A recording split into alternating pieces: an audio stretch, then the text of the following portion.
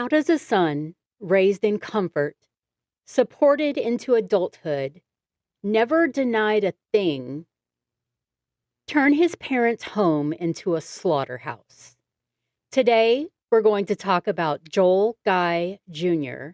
and the calculated Thanksgiving murder.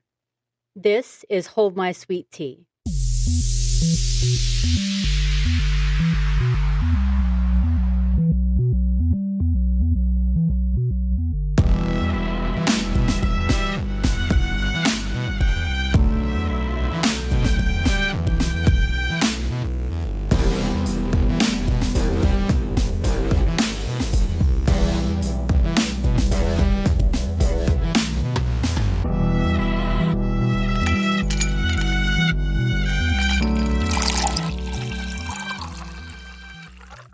Hey everybody, I'm Holly. And I'm Pearl. And if you guys hear a leaf blower in the background, no, you don't. The lawn guys are out here. Yeah, they picked right when we were going to record to, blow leaves. They're taking their sweet booty time because we tried to wait. Yep. So if you hear a faint hum, it's just ignore it. Pretend it's not there. Thanks. Yep. So we are in Thanksgiving week. Yep. Turkey mode activated. That's right. But nap time. That's all. But I always identify with Wednesday Addams from the Addams Family when she did the Thanksgiving play at camp, and she was like, "We cannot break bread with you. You have taken the land which is rightfully ours. Years from now, my people will be forced to live in mobile homes on reservations. Your people will wear cardigans and drink highballs." That's my favorite part of that movie. Because I am an Indigenous people. So, There you go. Friendsgiving, Thanksgiving, Indigenous People Day. But you know however what? You want to celebrate. I'm going to be completely honest. That is probably the one culture that I've been the most interested in my whole life. Yeah. Has just been Native American culture. Because it's so interesting. Like, all the beliefs are so interesting. Absolutely. I'm like, They really are. But, Yeah. However you celebrate it, we hope that, you get to celebrate it with somebody and eat lots of food and go to sleep. Yeah. Take a nap. That's all. I'm like, woohoo, nap day. Yes. It's the best day. And it's supposed to storm here, so, Yay. Yay. Naps and rain.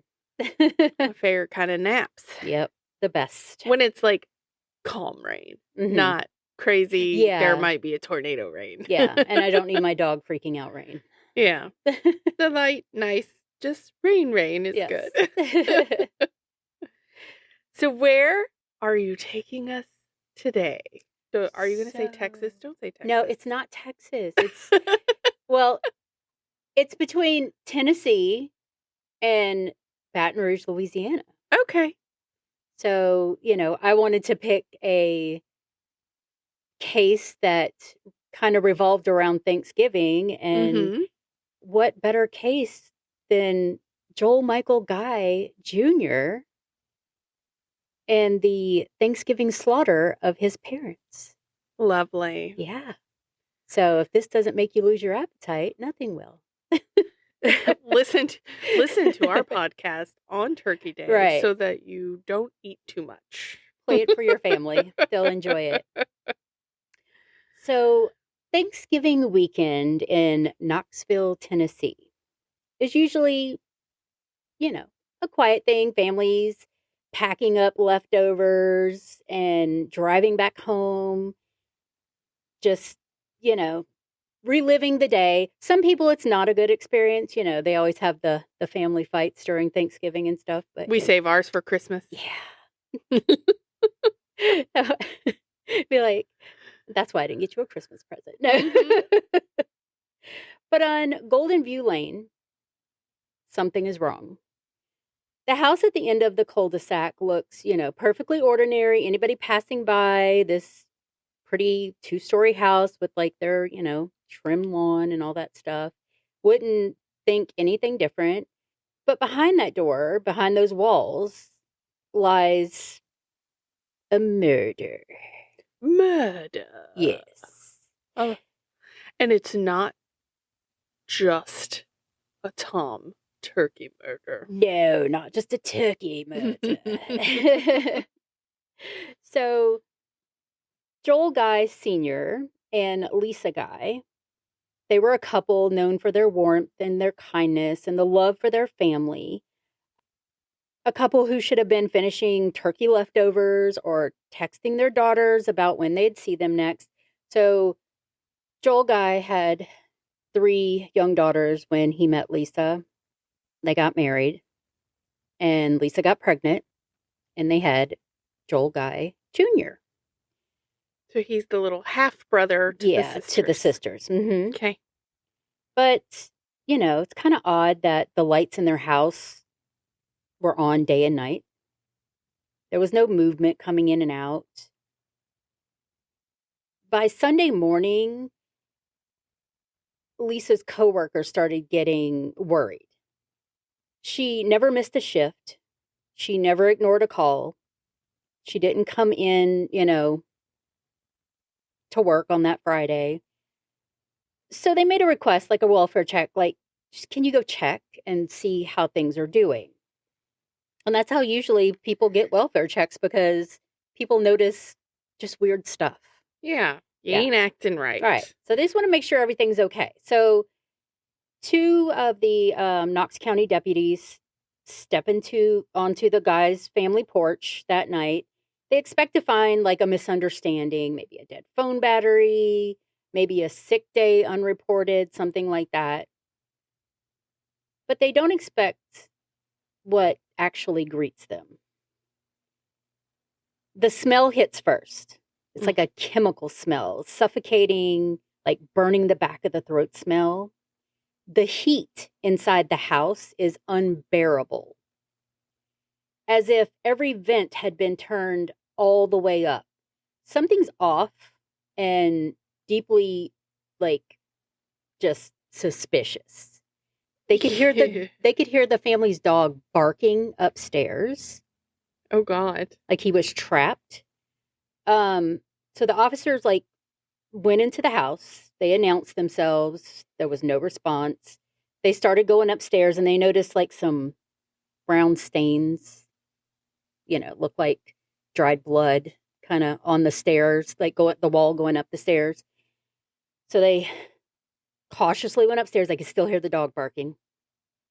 At the top sits a bathroom door, and it's just like unnaturally warm, like humid up there.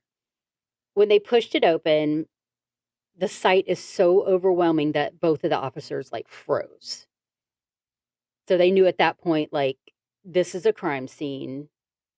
We gotta call more people. We gotta call for backup. Yeah, we gotta get more people over here. So they did. They all started backing out. They were just like, all right, back out, back out, back out. The dog did get rescued. So, yay, dog. Yay, dog. He was locked in a room. Poor baby. But at the top, like, of those stairs where that bathroom was, in the bathtub, there were 2 large plastic, like, bins. And in them was like a bubbling, corrosive liquid with human remains just dissolving in this chemical stew. In what kind of bin? Those like big Rubbermaid totes. Like, how is this corrosive chemical not eating the Rubbermaid tote, but it's eating I'm going to tell you people? What kind of like stuff.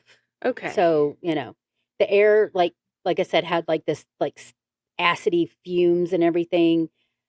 Nearby, there were like knives and tools, just bloodstained tiles and stuff. Like it was a scene, but it was a scene that wasn't finished. Like somebody was going to come back and finish it. So he was working on it. I see. Okay. So they went into a workout room that was right there. Well, they had opened the door to that, and laying on a towel were 2 severed hands.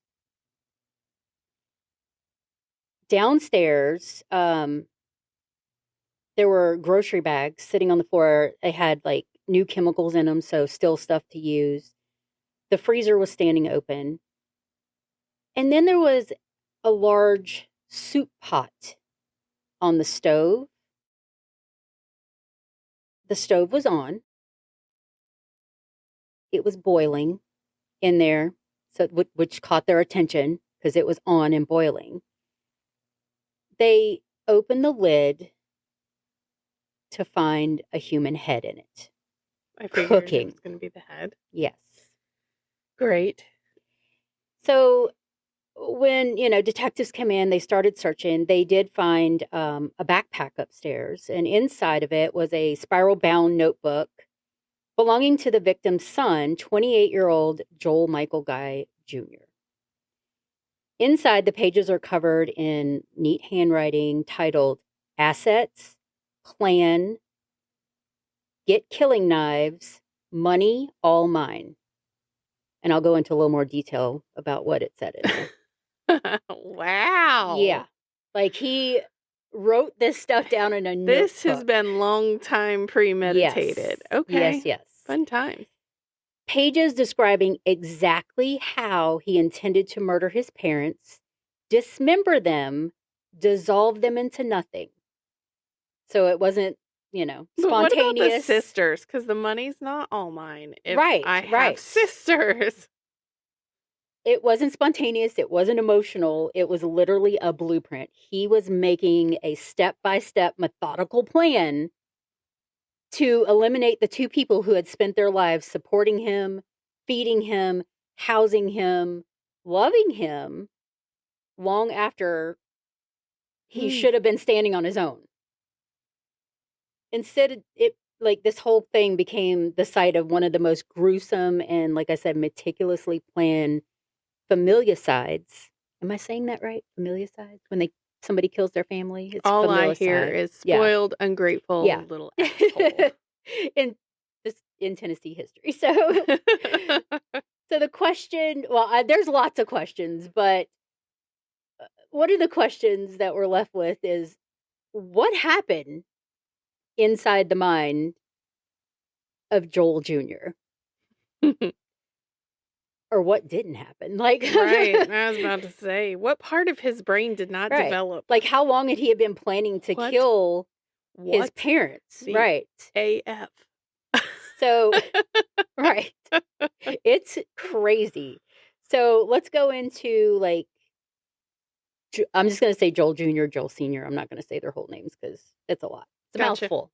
So let's go into Joel Jr.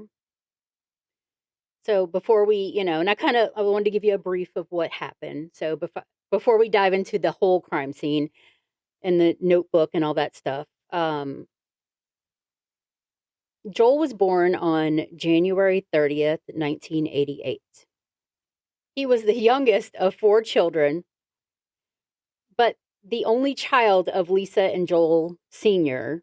that they had together. Like I said, his 3 older sisters were from his mother or his father's previous marriage. Got you. I'm just messing all up today. I'm going to get it together. So from the time he was a boy, Joel Jr. was different. He was quiet. He was withdrawn.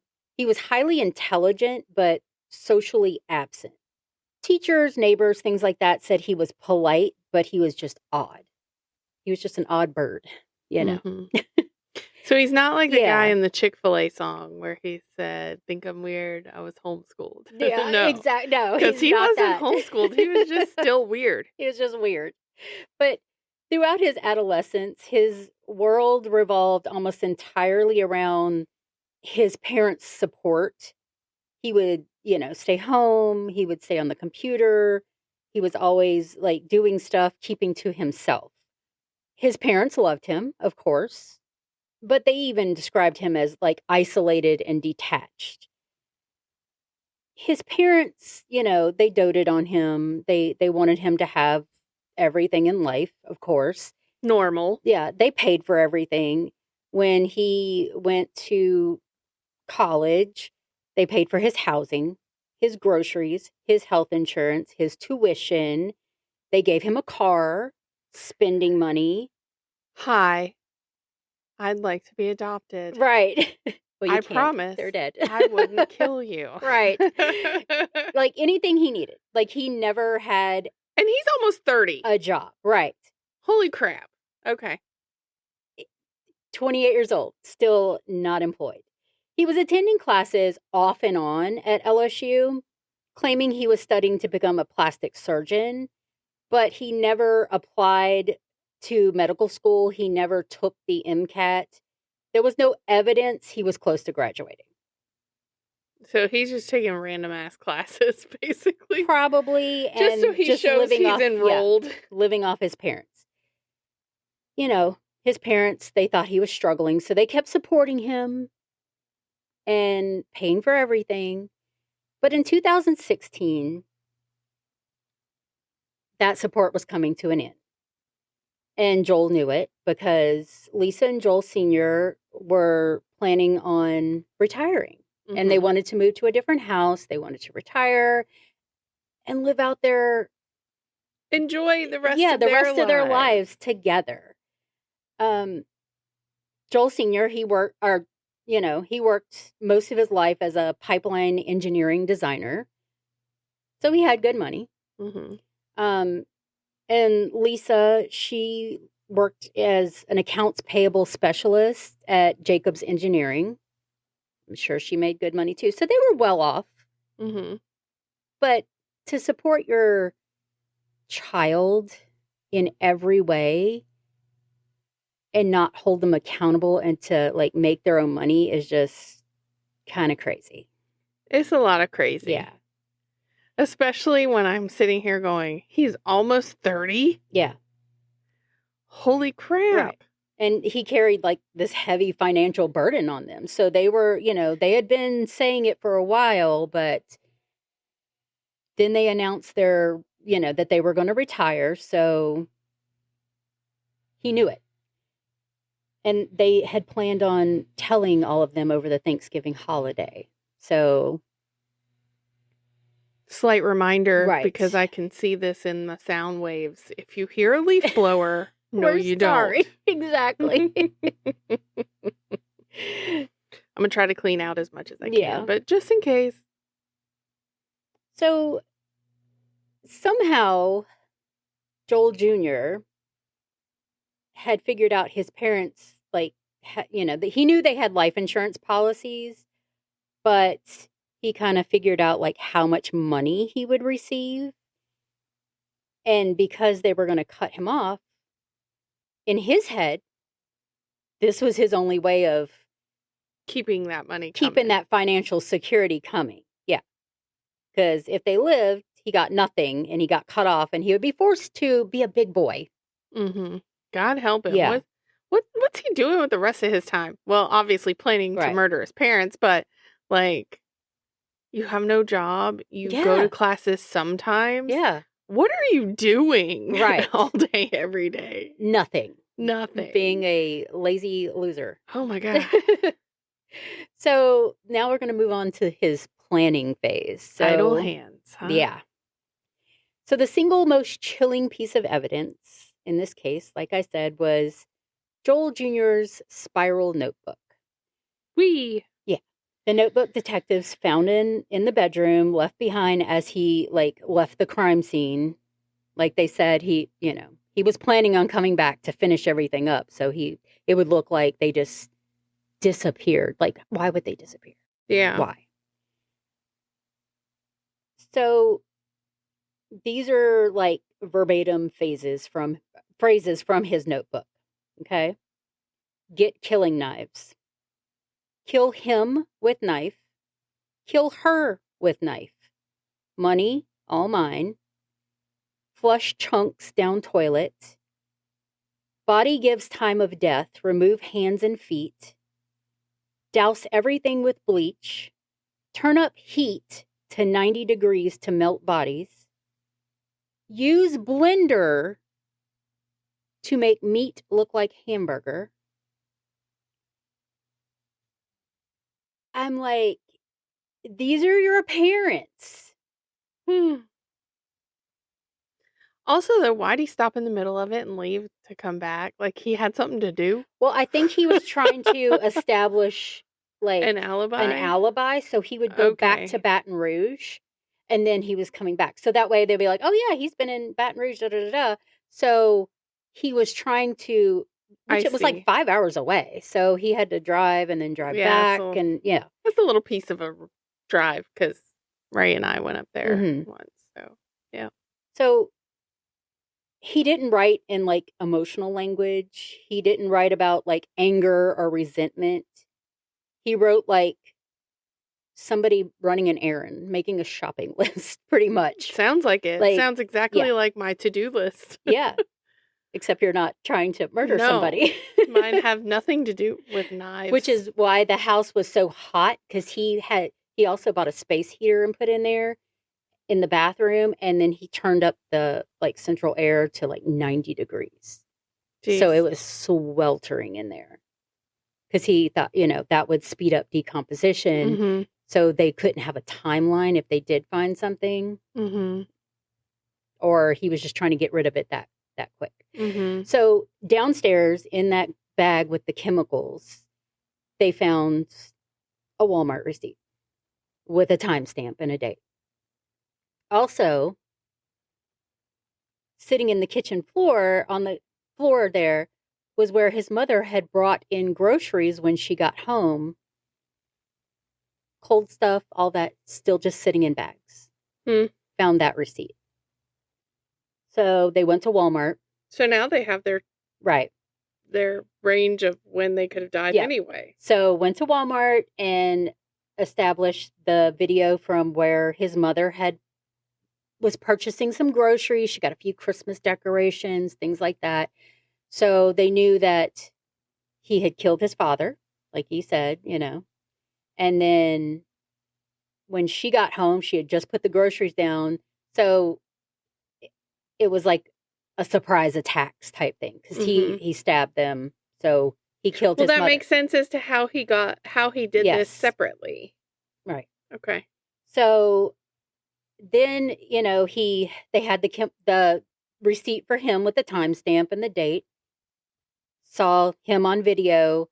He was buying bandages and peroxide because, defensive wounds, or not defensive wounds, but like he got cut himself from them fighting back. Yeah, right. I was going to say that happens a lot during a struggle when you're stabbing someone. Usually the person doing the stabbing also cuts themselves. And there's pictures I'll put up of, like, the wounds on his hand where he got messed up. So as he was making this plan in the weeks prior to that, he had gone to the store, like Ace Hardware, Walmart, things like that, in Baton Rouge to buy things. So some of those things were multiple large plastic storage bins, bleach, like hydrogen peroxide, but like the more medical grade, like hydrogen peroxide, muriatic acid, a serrated knife, a K-bar combat knife, drain cleaner, protective gloves. He purchased all this separately in, like, small increments at different stores. Like, somebody wouldn't, like, put it all together. I mean, yeah. So he's thinking, oh, they'll never put it together because I know that. Well, they pulled video, my dude. So they got you on all these occasions getting all this stuff. He even researched the strength of chemicals and how to accelerate decomposition. So, they got on his little computer. Oh, you mean he did something? Yeah. Everything he did pointed to planning, of course. So then it becomes Thanksgiving weekend in 2016. He arrived at his parents' home on, the Thanksgiving holiday. The whole family was there. the daughters, the grandchildren, all that stuff. He was very quiet and detached, but they're like, he's always like that. Mm-hmm. He hardly ever spoke to anybody. So I was going to say, what else is new? But yeah. And at some point during the weekend, the parents told everybody that they were retiring. They also told him that, that they were going to stop his financial support. So less than 24 hours is when these murders began. So the sisters had all left. They lived elsewhere. What kills me is he planned this murder like it was his job. Right. He could have just got a job. Right. Exactly. He's that meticulous. Get a job. Like, come on. So now we're going to talk about the murders, of course. So first he murdered his father, Joel Sr. They had an exercise room upstairs, like I said. He blindsided him, stabbed his father 40 times. He severed ribs, he severed muscles, he inflicted wounds, just deep cut to the bone wounds. But he had that big K-bar knife too, so I'm sure he used that. But Joel Sr.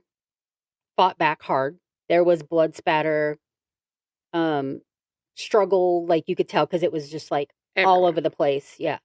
And multiple impact points. So he was just trying to stab as much as he could. But, he killed his father. So a little while later, his mother came home, Lisa, and she didn't have a chance. She didn't stand a chance because he had already killed his father. So he was in murder mode. He attacked her in the hallway, stabbed her 31 times, cutting into organs and multiple ribs, and nearly decapitating her. So I guess that's where he just went ahead and took her head off anyway. Her blood trail showed that she collapsed almost immediately. So she didn't fight back, because I'm sure he probably grabbed her from behind and was just stabbing. He learned from dad. That's what I was going to say. He learned after the struggle and fight with his father. Yeah. So he dismembered both bodies, removing arms, legs, hand, heads. He placed most of the limbs into the large plastic bins filled with muriatic acid, attempting to dissolve them into a chemical soup. And I think you can use plastic with muriatic acid. It won't go through.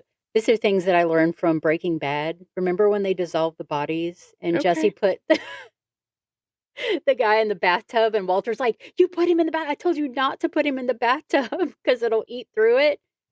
So I think that's why. Maybe he watched Breaking Bad. Maybe. Shame on TV for teaching people how to do things. And then he took his mother's severed head and put it in a pot on the stove with some additional chemicals and turned on the burner to boil it. And then I guess he had taken the hands off and had them to the side because he was going to, burn off the fingerprints, things like that. He turned just going along with his plan, turned the thermostat to 90 degrees to accelerate decomposition. He had plastic sheeting across the floors, which really made no difference because there was blood spatter all over the place. The level of planning was just crazy. Yeah. Lunatic level. But the thing that, and I'm sure it would eventually have caught up with him, but the thing that caught him was Lisa didn't show up for work. And she always showed up for work. So that was when the welfare check came in and, they found all the stuff. So they went through all the evidence. They went through and got, it took some days to get the video surveillance and all this stuff. All that would take time for sure. And they had learned that he had left Knoxville and returned to Baton Rouge, and he lived in an apartment alone. So on Tuesday, November 29th, the FBI and the East Baton Rouge Sheriff's Office arrested him outside of his apartment building. He was very calm. He didn't show any emotion. He didn't deny anything. He didn't have any questions about his parents. He just went with the officers. So, because, he wanted to get taken care of. Yeah. So now he's being taken care of. There he goes. He just still doesn't have to work. Yeah. Either way, he got out of working, y'all. Exactly. So then we go into like his trial. So prosecutors presented the graphic crime scene photos, the notebook, the surveillance videos of him purchasing the chemicals, the supplies, autopsy details. His fingerprints were on the K-bar knife. Like his digital research history. He also, the reason he had turned the heat up and turned the stove on, because he was trying to do like, I think he was thinking maybe it would get hot enough to where because it was a gas stove, that maybe it would explode the house. Oh. And then he wouldn't have to do anything, and all these body parts were dissolving. So he's like, if I come back and I still have to finish this, cool. But if I come back and the house has exploded, also cool. Right. And I'm like, do you not think that they still wouldn't find evidence of them dismembered? Let's be real here. You're going to find whatever didn't dissolve in said plastic tub with plastic melted to it. Yep. They're not going to think your dad was just like leisurely hanging out in a freaking Rubbermaid tote. Right, with his arms severed and all this stuff, right, in different areas of the house, and his mom's head in a pot. Yes, they're not going to think that this head landed in the pot while it was on fire with no body nearby. Nope, not at all. Like, come on now. So the defense did not contest the evidence. Their strategy was very minimal. They tried to like point out his odd personality, his dependency, his lack of friends and employment. So they kind of went that route because they were like, he's not a stable human. Right. Route. Like, he should be in the kooky bin, not the prison. No, baby. Nope. He goes to prison. He planned it. He knew what he was doing. Oh, yeah, absolutely. Yeah. The jury did not take long. They found him guilty on all counts. 2 counts of first-degree premeditated murder, 3 counts of felony murder, abuse of a corpse, felony use of a deadly weapon. And all this has a motive. Yep. The money. The money. The judge sentenced him to life in prison without the possibility of parole. He is currently incarcerated at Riverbend Maximum Security Institution in Tennessee. So this case leaves us with this chilling monster that, like, what, back to the question of what happened in his head. Was he a sociopath? He had like no feelings for his parents whatsoever, but yet he was like fed by like dependency. Did he have resentment? I don't know. He had total lack of empathy. I was gonna say I don't know. Maybe he just wasn't capable of emotion. Yeah, that's what made him so awkward in life. And then he was just like, his parents are just they're a transaction. They're not a relationship. Not at all. And like he didn't like snap and go crazy. He didn't break. He planned it. He plotted it. He executed every step he wrote. So it was just like I said, a blueprint, a manual of how to get the money's all mine. I'm like, no, my dude, it's not. No. Like I said, it's just a crazy, crazy thing to happen on Thanksgiving break. When families are, supposed to have I'm surprised he didn't use the electric knife. Oh my God. The old electric. We used to have one of those. I still have one. Oh my God. Like everybody back in like the 80s had one of those, and it had the two. It was like it has the two cool knives. thing, Yeah. and you're like, look at this turkey. My perfect turkey carving knife. Yeah. I'm pretty sure every family in the 80s had that. I still have it. It's crazy. Which is hilarious. But you know what? It's still great. Yeah. Still cuts turkey really wonderfully. I never use it for anything else. Yep. I mean, why? You're not going to like murder anybody, so. There was some movie or something I was watching, and I think they used of those. What was it? It was in Ed Gein in the monster stuff. Yeah, because he invites the guy whose mom was found in the barn. The detective invites him to his house, and he used that turkey. He used an electric turkey. That's what it was. I was like, where did that come from? It was like he had it in my brain. And here's how you know that only people got it back then, because he gave it to his wife. Yeah, as a gift. That's right. And I'm like, oh, give me something like that as my present, like a vacuum cleaner or some psycho. And unless I ask it's for not one, a housewarming gift, right? Unless I'm like, hey, I really want this kitchen gadget for Christmas. Yeah, don't buy things like that for your wife. No. Yeah. Buy her things that are for her personal use. Yeah, because you like her and you know the things she likes. Here, honey, I got you a turkey carver. And then he's the one who uses he's the one that's carving because he's the man of the house. Yeah. Quit it. All right. I digress. Yep. But, tell us what you think about this episode and the motive behind it, like the craziness behind it. Do you know anybody that's financially dependent on their parents for every little thing? Then you go, psst, psst, parents. Yeah. Check this episode of Hold My Sweet Tea out. This could happen to you. Be careful. You're next. Right. Like, yeah. Exactly. Or at least we hope you're not next. No. But,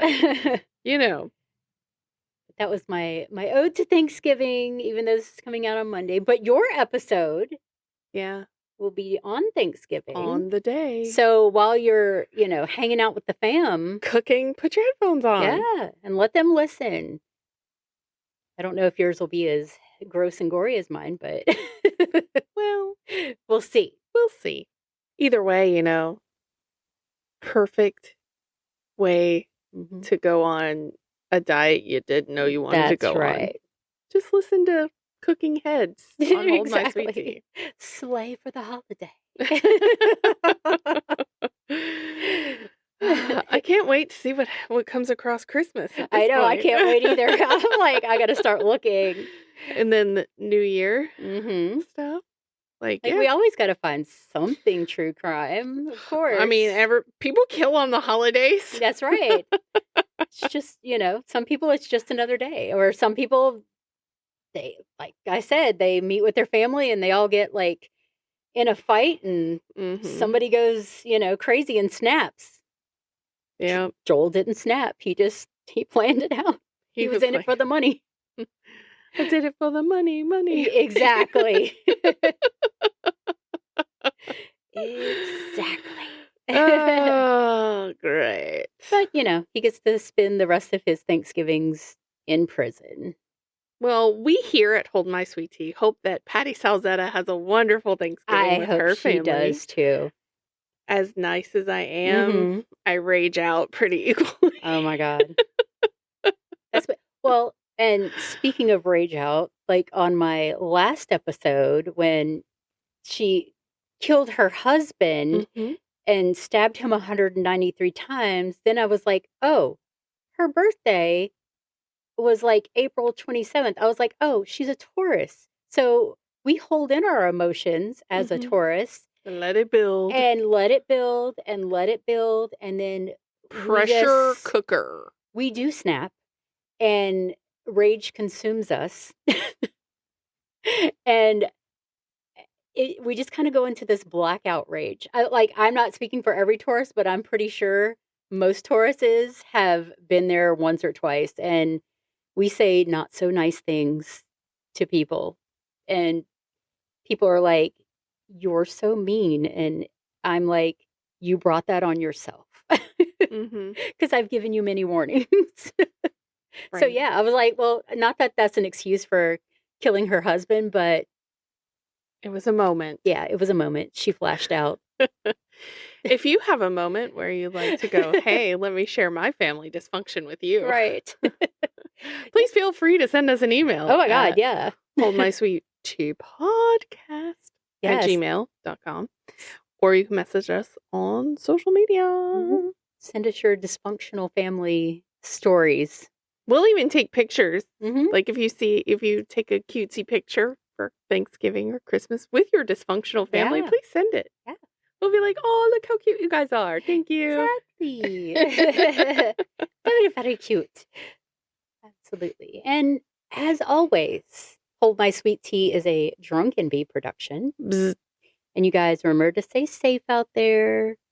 Don't financially support your children when they're almost 30.